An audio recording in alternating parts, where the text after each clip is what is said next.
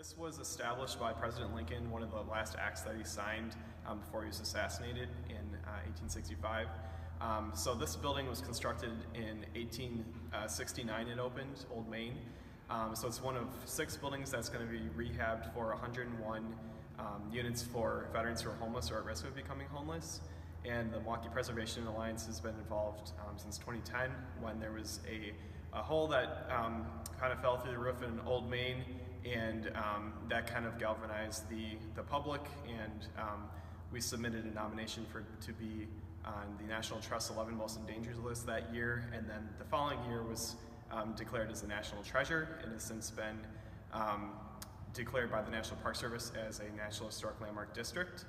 So that includes 90 acres and several buildings, most of which are occupied by the VA, but there is a number of vacant buildings, and so what we're trying to do is get them rehabbed and restored for the use of veterans. So 80 of the units are going to be in Old Main, and then the other 21 units are going to be across 5 buildings. That includes the old administration building. So that's where what was called the governor of the VA, now called the director, that's where his offices were. It's where a number of other officials who worked at the VA had their offices, and so that's going to be 12 units of housing. There's an old post office on the first floor that's going to be rehabbed and turned into a Veterans Service Center.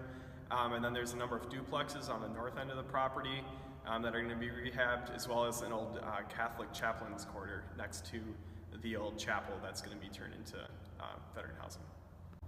Okay, so tell me about the chapel and the Ward Theater. Are there any plans for those at the moment? There's currently not plans for them. So what's happening with these with the housing is that there's a mechanism called an enhanced use lease, which allows the VA to lease out these buildings and retain ownership of them. So it's a 75-year lease, and the developer takes on all of the costs of rehabbing the buildings, but it's only for housing. So that kind of excludes the theater and the chapel from being rehabbed through this program. The VA did just do some work on the theater that just wrapped up this year. They completely rebuilt the roof and repaired the exterior. They cleaned the brick and rebuilt the porch. So it is all buttoned up now. And we're hoping to see some work down the road on both that and the chapel, but there currently are not plans for those 2 buildings.